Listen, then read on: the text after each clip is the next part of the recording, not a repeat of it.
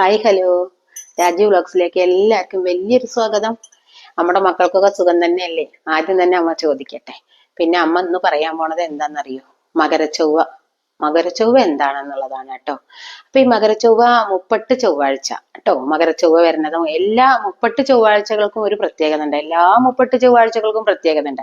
പ്രത്യേകിച്ച് മകരത്തിലെ 30 ചൊവ്വയ്ക്കുള്ള പ്രത്യേകത മകരച്ചൊവ്വ മഹോത്സവം.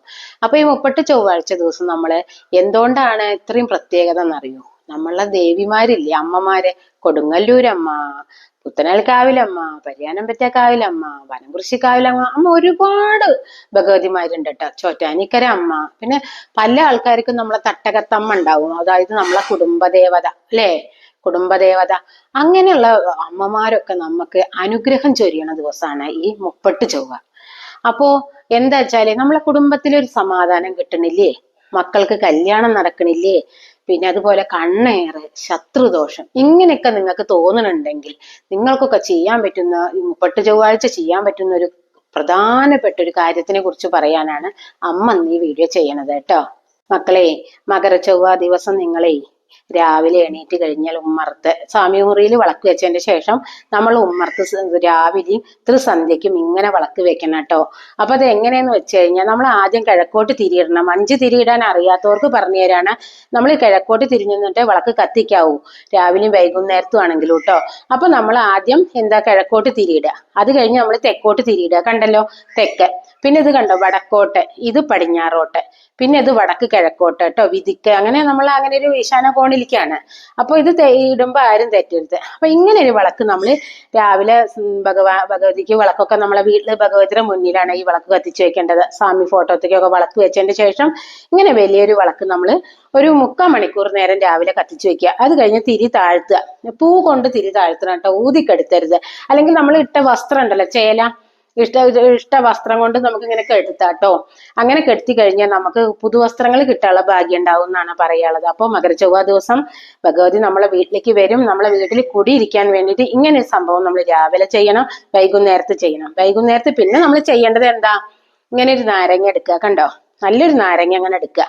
ഇതിന്റെ നടു മുറിച്ചു കഴിഞ്ഞാൽ പകുതി നാരങ്ങയാവില്ലേ, അപ്പൊ അതിന്റെ നീര് പിഴിഞ്ഞ് കളയുക. കണ്ടോ, നീര് പിഴിഞ്ഞ് കളഞ്ഞിട്ട് കണ്ടോ, ഇങ്ങനെ നമുക്ക് വിളക്ക് പോലെയാവും.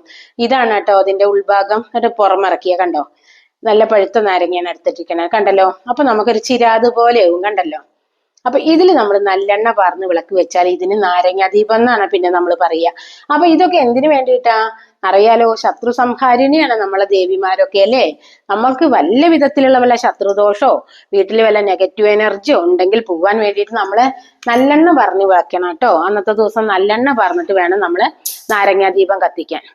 അല്ലെങ്കിലും നമ്മൾ വെളിച്ചെണ്ണയിൽ അങ്ങനെ വിളക്ക് വെക്കാറില്ലല്ലോ, നെയ്യിൽ വിളക്ക് വെക്കാറുണ്ട് അല്ലേ. പക്ഷെ ഇന്ന് ഈ മകരച്ചൊവ്വ ദിവസം പ്രത്യേകത നല്ലെണ്ണയ്ക്കാണ് കേട്ടോ. അതെന്താ വെച്ചാൽ നമുക്ക് അറിയാലോ, നല്ലെണ്ണ എന്ന് പറഞ്ഞു കഴിഞ്ഞാൽ നമ്മളെ എള്ളെണ്ണയാണ് അല്ലേ. അപ്പൊ എള്ളിന് നല്ല തിലം എന്നാ പറയണത്, തിലകം നല്ല തിലം.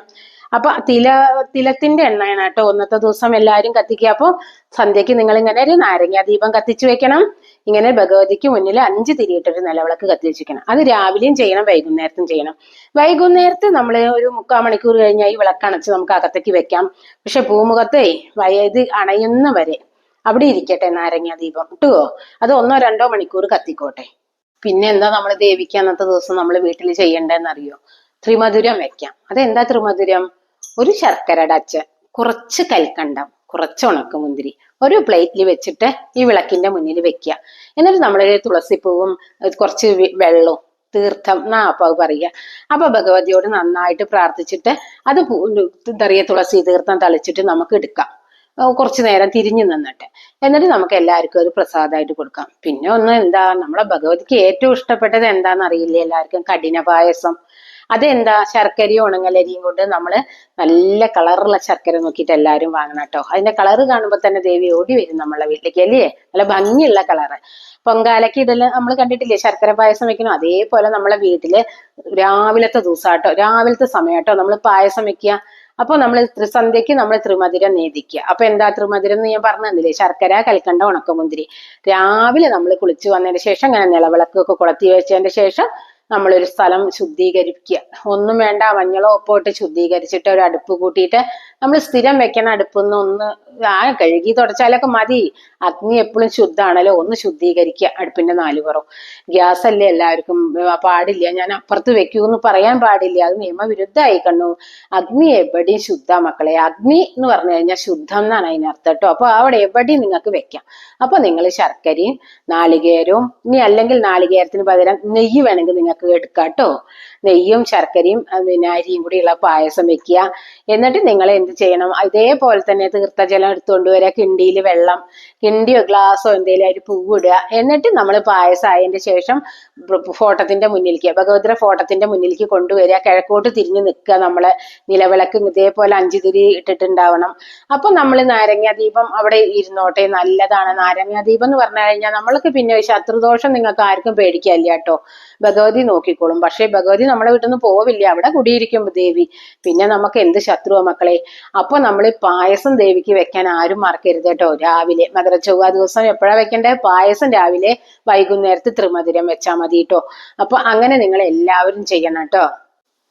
പിന്നെ പല കുട്ടികൾക്കും സംശയമുണ്ട് കേട്ടോ. എല്ലാവർക്കും ഉള്ള തന്നെ ആർത്തവം, അതായത് പീരിയഡ്സ്. അന്നത്തെ ദിവസം അമ്മേ ഞങ്ങൾ പീരിയഡ്സ് ആയ, ഞാൻ പീരിയഡ്സ് ആയ എന്ത് ചെയ്യുന്നൊരു ചോദ്യം വരും. മക്കളെ, പായസം വെക്കും, വിളക്ക് വെക്കും നിങ്ങൾ ചെയ്യരുത്. അത് ദേവിക്കുള്ളതല്ലേ. അത് വീട്ടിലെ മറ്റ് മുതിർന്നവരോ ഭർത്താവോ ആരെങ്കിലും ചെയ്തോട്ടെ, മക്കളോ ആരെങ്കിലും ചെയ്തോട്ടെ അന്നത്തെ ദിവസം. പക്ഷെ മനസ്സുകൊണ്ട് ദേവിയെ വിളിക്കാൻ നിങ്ങൾക്ക് ആരും ഒന്നും പറയില്ല കേട്ടോ. മനസ്സുകൊണ്ടുള്ള പ്രാർത്ഥന നിങ്ങൾ ചെയ്യണം. അപ്പൊ നമ്മൾ അന്നത്തെ ദിവസം എന്ത് നാമ ചെല്ലണ്ടെന്ന് എല്ലാവർക്കും ഉണ്ടാവും അല്ലേ. അപ്പൊ വിളക്കിന്റെ മുന്നിൽ ഇരുന്നിട്ട് എല്ലാവരും ഈ ഒരു നാമം രാവിലെയും വൈകുന്നേരത്തും ചെല്ലാൻ മറക്കരുത്. എല്ലാവരും നാമം ചെല്ലുന്നവരാണ്. നമുക്കറിയാലോ, കലിയുഗത്തിൽ നാമജപത്തിനാണ് മക്കളെ ശക്തി. നമ്മളെ ചെകുത്താൻ പിടികൂടാതിരിക്കാൻ, നമ്മളെ മനസ്സ് നല്ലതായിരിക്കാൻ നമ്മൾ എന്ത് ചെയ്യണം? കലികാലത്തിൽ നാമജപം അല്ലേ, അതാണ് പറഞ്ഞിട്ടുള്ളത്, നാമജപം. അപ്പൊ നമ്മൾ അന്നത്തെ ദിവസം ദേവിക്ക് വേണ്ടിയിട്ട് എന്താ ചെല്ലേണ്ടത്? സർവമംഗള മംഗല്യേ ശിവേ സർവാർത്ഥ സാധികേ ശരണ്യേ ത്രയംബകേ ഗൗരി നാരായണീ നമോസ്തുതേ. എല്ലാവരും ഇത് ചെല്ലണം കേട്ടോ. അപ്പൊ ഈ വീഡിയോ ഇത്രയൊക്കെ ഉള്ളൂ. അപ്പൊ ഇത് എല്ലാവരിലേക്കും ഷെയർ ചെയ്തിട്ട് എല്ലാവരും പുണ്യം നേടണമെന്നാണ് അമ്മയ്ക്ക് പറയാനുള്ളത്. അപ്പൊ ഷെയർ ചെയ്താലും ഇത് പുണ്യം തന്നെയാണ് കേട്ടോ. അപ്പൊ എല്ലാവരും അമ്മേ ദേവീന്ന് അമ്മയ്ക്ക് കമന്റ് ഇടണം. അമ്മേ ദേവീന്ന് തന്നെ അത് കാണുമ്പോൾ കമന്റ് ഇടണം. അപ്പൊ എല്ലാവർക്കും അമ്മ പറഞ്ഞ വീഡിയോ ഇഷ്ടമാണെന്ന് അമ്മയ്ക്ക് അപ്പോഴാണ് മനസ്സിലാവുള്ളൂ കേട്ടോ. അപ്പൊ ഇത്രയൊക്കെ ഉള്ളൂ ഇന്നത്തെ വീഡിയോ. അപ്പൊ എല്ലാവരും മകരച്ചൊവ്വ ദിവസം അമ്മ പറഞ്ഞത് ചെയ്യണം, മക്കൾക്ക് നല്ലതേ വരൂ. ഈ മകരച്ചൊവ്വയ്ക്ക് നിങ്ങൾ ഇതൊന്ന് ചെയ്തു നോക്കൂ. അടുത്ത മകരച്ചൊവ്വയുമ്പോഴേക്കും നിങ്ങളുടെ വീട്ടിലെ മാറ്റം നിങ്ങൾ കണ്ടറിയേണ്ടതാണ്. അമ്മ പറഞ്ഞറിയിക്കേണ്ടതല്ല. യാതൊരു ബുദ്ധിമുട്ടോ ശത്രുക്കളോ ഒന്നും നമുക്ക് ഉണ്ടാവില്ല. കാരണം അമ്മ നമ്മളോട് ഇരുന്ന് കഴിഞ്ഞു. നാരങ്ങാദീപം കൂടി വെച്ചോടുകൂടി അമ്മ നമ്മളോട് ഇരുന്ന് കഴിഞ്ഞു. അമ്മ പിന്നെ നമ്മളോടൊന്ന് പോണില്ല. അപ്പൊ ഇത്രയൊക്കെയുള്ള ഇന്നത്തെ വീഡിയോ. അപ്പൊ ഇതൊക്കെ എല്ലാവർക്കും ഇഷ്ടപ്പെട്ടു എന്ന് വിചാരിക്കുന്നു. ഇഷ്ടപ്പെട്ടെങ്കിൽ ലൈക്ക് ചെയ്യുക, ഷെയർ ചെയ്യുക, സബ്സ്ക്രൈബ് ചെയ്യുക. കൂട്ടത്തിൽ ആ ബെല്ലൈക്കനും കൂടി ഒന്ന് അനേബിൾ ചെയ്താൽ അമ്മ ഇടുന്ന ഇങ്ങനത്തെ വീഡിയോസ് നിങ്ങൾക്ക് നോട്ടിഫിക്കേഷൻ കിട്ടുന്നതായിരിക്കും. അപ്പൊ ഇനി എന്താ, പുതിയൊരു വീഡിയോ ആയിട്ട് വരുന്നതായിരിക്കും. ബൈ.